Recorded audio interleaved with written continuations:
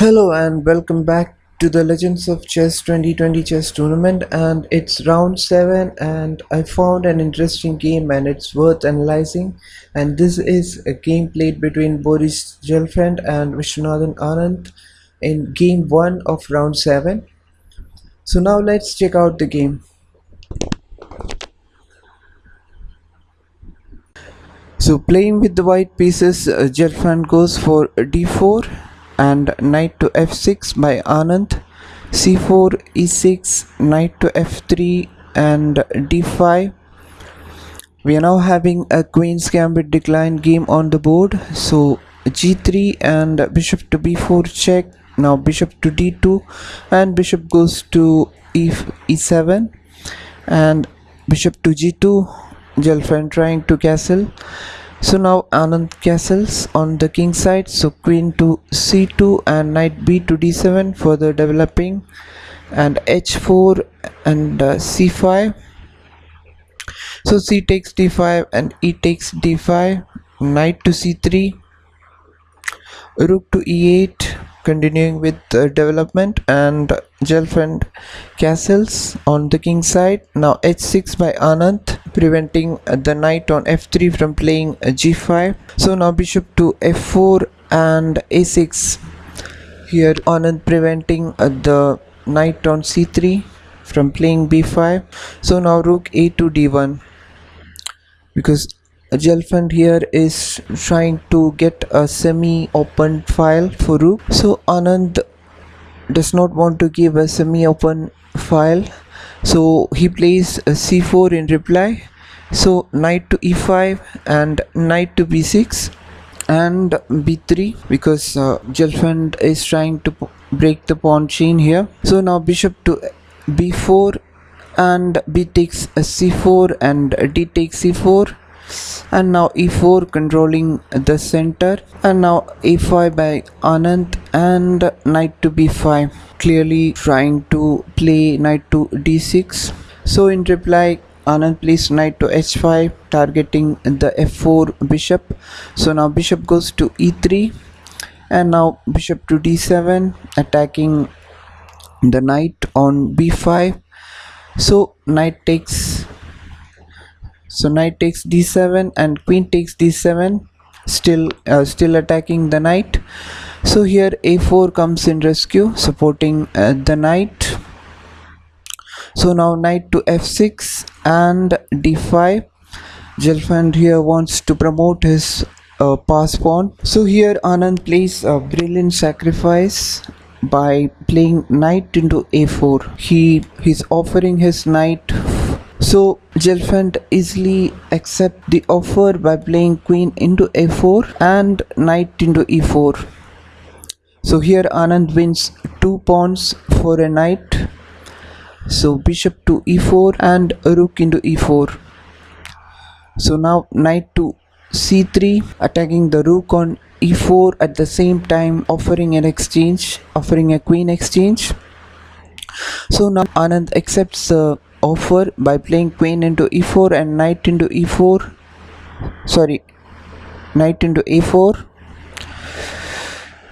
and now b5, attacking the knight.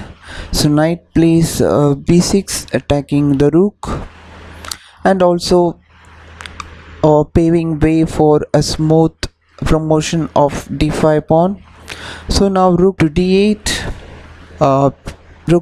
to prevent the pawn on d5 from advancing.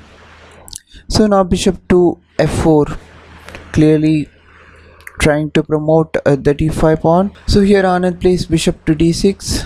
So bishop into d6 and a rook into d6. Here Gelfand is trying to simplify the position. He is trading his pieces. So knight to c8, attacking the rook on d6 and trying to further promote the pawn on d5. So rook goes to d7 and d6, and now c3. Here Anand is beginning his pawn march. The pawns on b5, on a5, b5 and c3 are really posing a threat here. So now rook to d5 attacking the b4 pawn. So now Anand plays b4 in reply. So knight to b6. Here Gelfand realizes the importance of defending because his knight was on c8. So he realizes that he needs to focus on the defense. So he brings his knight to b6 instead of taking the pawn on a5. So after knight to b6, Anand plays. So after knight to b6, there is an attack also on d7. Rook is under threat. So Anand plays rook to d8 and d7 further promoting his pawn. So now rook to e6 by Anand attacking the knight on b6. So knight goes to a4 and rook to c6. Anand is trying to promote his c3 pawn. So Gelfand plays knight to c5, stopping from further developing. So knight to c5. So here Gelfand is clearly targeting knight to b7 and attack the rook on d8. 7 Anand plays rook to c7, protecting the b7 square.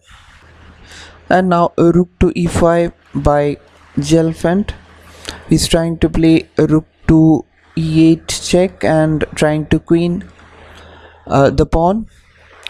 So after rook to e5, Anand plays king to h7 because what Anand is planning is even if Gelfand plays rook to e8, Anand will sacrifice a rook and take this pawn on d7.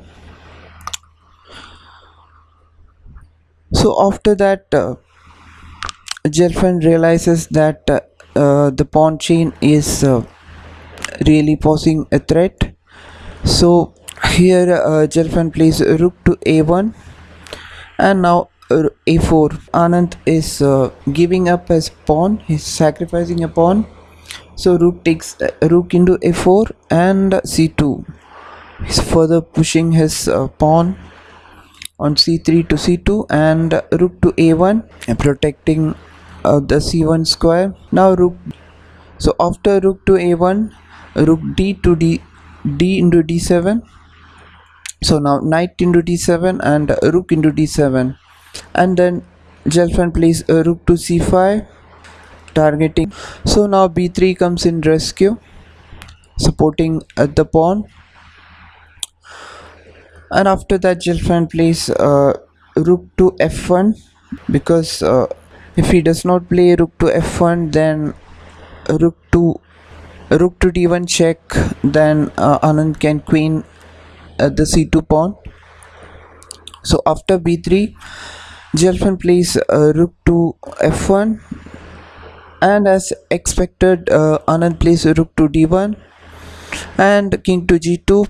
Here Gelfand is not interested in trading, but Anand exchange the rook into f1 and king into f1. After that b2. So it was in this position that Gelfand resigned the game because even if Gelfand takes Gelfand takes the pawn on c2, then b1 queen check. At the same time he will lose. Gelfand will lose the rook as well.